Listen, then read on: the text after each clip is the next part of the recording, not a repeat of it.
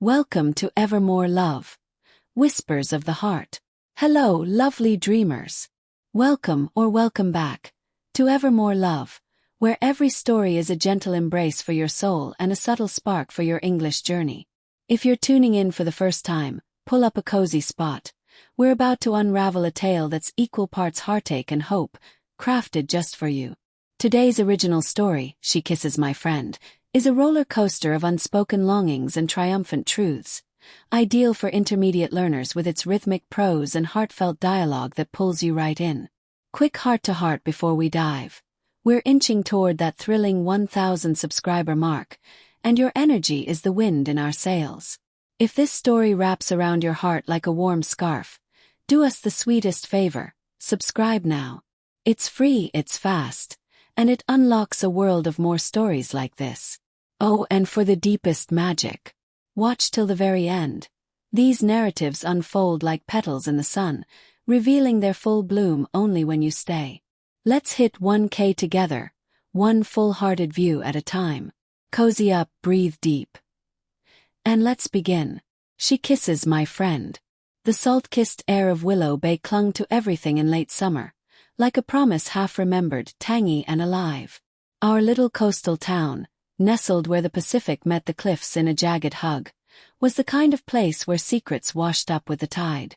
I was Alex Rivera, 26 and adrift in the rhythm of it all.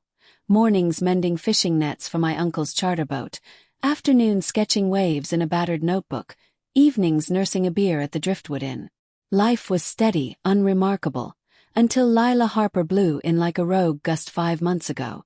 She was 24, with sun-bleached hair that tangled like kelp in the wind and eyes the color of sea glass, hazel flecked with secrets. Lila had fled the grind of San Francisco's tech scene, chasing a freelance graphic design gig that let her paint murals on weathered boardwalks. We met at the market, her fingers brushing mine over a basket of heirloom tomatoes. "These look like they've got stories," she'd said, her laugh a cascade of bells. I mumbled something about soil and sun, but inside my chest cracked open like a clamshell. From that day, she became the horizon I couldn't stop chasing. Coffee runs turning into cliffside walks, her bare feet kicking up sand as she shared dreams of a tiny studio gallery. My best friend, Jamie Torres, knew it all. We'd grown up kicking soccer balls on the beach, him with his easy grin and surfer's build, me with my quiet sketches and too many thoughts. He was the sun to my shadow, always pulling me into bonfires and bad karaoke. "Dude, just tell her," he'd say over late-night tacos, clapping my shoulder hard enough to jolt sense into me. But words stuck in my throat like barnacles. What if she saw me as just the guy who fixed her leaky kayak? What if I was the safe harbor, not the storm she craved? So I watched from the edges, heart a tide pool of longing, as her laughter lit up our trio like fireflies. The night it shattered started ordinary enough. The annual Harvest Moon Festival, strings of lanterns swaying like drunken stars above the pier. The air hummed with fiddle music and the sizzle of grilled corn, families spilling onto blankets while couples swayed to the band's lazy rhythm. Jamie and I had hauled coolers of craft brews, Lila arriving in a sundress the shade of dusk, wildflowers tucked into her hair. "To new beginnings," she'd toasted, clinking bottles with us, her gaze lingering on mine just long enough to make my pulse stutter. We danced in that loose, joyful way, her hand in mine for a reel, Jamie twirling her next with a whoop that echoed over the waves. Felt like family, like the world tilting right. Then the band struck up a slow one, something about lost loves and lighthouse beams. The crowd paired off, shadows merging under the moon's silver spill. I turned to ask her, "Dance with me." But Jamie was there first, his arm slipping around her waist with that effortless charm. "Come on, Lil, save a spin for the pro," he teased, and she went, her head tipping back in delight. I nursed my beer alone, the bottle sweating in my grip, telling myself it was fine, just friends. Until the song swelled, and from the fringe of the dancers I saw it, her lips on his. Not a peck, but a kiss, soft, lingering, her fingers curling into his shirt as if anchoring to a truth I'd missed. The world tilted wrong. Sound muffled to a roar in my ears. the lanterns blurring into hateful fireflies. My sketchbook, tucked in my back pocket, felt like lead. I stumbled away, boots crunching shells underfoot. The ocean's crash mocking my retreat. She kisses my friend. The words looped, a riptide pulling me under. How had I not seen? Jamie with his golden ease. His stories that made her eyes sparkle. Me, the quiet one sketching her silhouette while they built something real. By the time I reached my truck, parked crooked in the lot, tears burned hot tracks down my face. Raw, ugly sobs that shook the frame. I drove home blind, the radio's croon about heartbreak a cruel soundtrack. Days blurred into a fog. I avoided the bay, holing up in my loft above the boatyard, pencils snapping in my fist as half-formed waves mocked me from the page. Jamie texted, "Bro, where you at? Festival was epic." The word twisted like a knife. Lila's messages piled up. "Miss our walks. You okay?" Each one a fresh bruise. I ghosted them both, burying the ache in salt-rimed ropes and solitary sunrises. But Willow Bay's small secrets surface like driftwood. It was Uncle Ray who cornered me one dawn, coffee mug steaming in his calloused hands. "Heard about the kiss, Mijo. Running won't mend the net." His eyes, creased like old sails, held no judgment, only the weight of his own lost years. Love's not a spectator sport. But it ain't betrayal either sometimes. The challenge clawed deeper when Jamie showed up at my door that Saturday, rain sheeting off his hoodie like regret. He didn't knock, just leaned in the frame, drenched and defeated. "Alex, man. It wasn't what it looked like." His voice cracked, that unbreakable grin fractured. We sat on the warped porch, the storm lashing the eaves, and he spilled it raw. The kiss was a dare, a stupid game from festival drunkards circling like gulls. Lila had laughed it off, but Jamie, he'd felt the spark fizzle into nothing. "She's not into me, dude. She's been mooning over you since day one. The sketches in your truck.